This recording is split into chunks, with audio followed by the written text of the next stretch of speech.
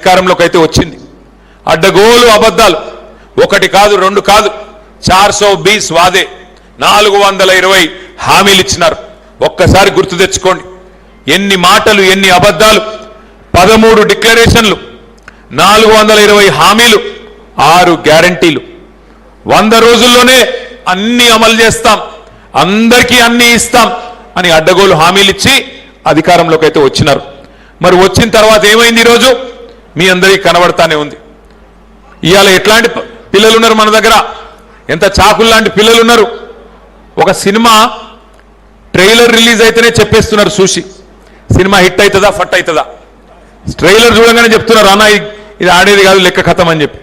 మరి ట్రైలర్ చూడంగానే చెప్పే పిల్లలున్న ఈ జనరేషన్లో సినిమా ఫస్ట్ హాఫ్ అయిపోయింది, ఇంటర్వెల్ అయిపోయింది. అప్పట్లో ఒక సినిమా వచ్చిండే అర్జున్ రెడ్డి అని, సూపర్ హిట్ అయింది. కానీ ఇప్పుడు వచ్చిన cinema Revanth Reddy, utter flop disaster. First half interval అయిపోగానే ఎక్కడో అక్కడ తల పట్టుకొని కూర్చున్నారు, ఎప్పుడు పోతాడరా నాయన అయినా అని. ఆ పరిస్థితి ఇవాళ రాష్ట్రంలో ఉన్నమాట వాస్తవం. కాకపోతే తేడా ఏమంటే, ఒక సినిమా ఫెయిల్ అయితేనేమో ప్రొడ్యూసర్కి నష్టం వస్తుంది. కానీ ఈ సినిమా, ఈ రేవంత్ రెడ్డి అనే సినిమా వల్ల 4 కోట్ల తెలంగాణ ప్రజలకు నష్టం వస్తున్నది. అది బాధ. సినిమా పోతే ఏం కాదు, ప్రొడ్యూసర్ నష్టపోతాడు. కానీ ఈ సినిమా 4 కోట్ల మందిని ముంచెతందుకే వచ్చింది.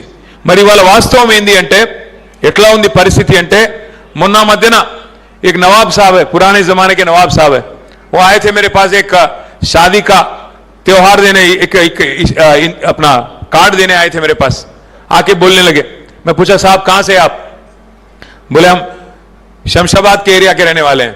मैं बोला अच्छी बात है साहब, जरूर आने की कोशिश करता हूं. क्या हाल है पूछा मैं. बोले साहब ऐसा है, जब एक जमाने में निजाम नवाब थे तो हमारे दादा परदादा को 2000 एकड़ यही शमशाबाद के आसपास हमारे को लिख के दिए थे. हुआ यह है, पिछले 100 साल से हम लोग ही है उस जमीन में. पर हाल ही में जब कांग्रेस की हुकूमत आई, हमारे को सडनली फोन आया कि भाई आके मिलो. अभी वो 2000 एकड़ तो गायब हो गए, हमारे पास बचा पुचा 300-400 एकड़ है साहब. फोन आए तो हम लोग गए, रेवेन्यू मिनिस्टर के ऑफिस से फोन आया, हम लोग गए.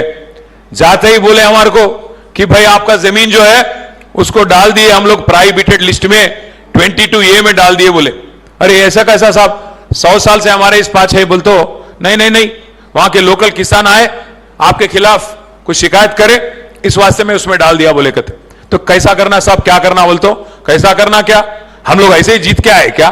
1000 करोड़ खर्च हुआ हमारे को. तुम भी क्या करो, एक एकड़ का 1 करोड़ दियो, तब मैं आपको काम करता हूं. ఇది నేను చెప్పేదేదో కహాని కాదు. ఆయన పాపం పెళ్లి కార్డు ఏనికి వచ్చిన పెద్ద మనిషి, 300-400 ఎకరాలు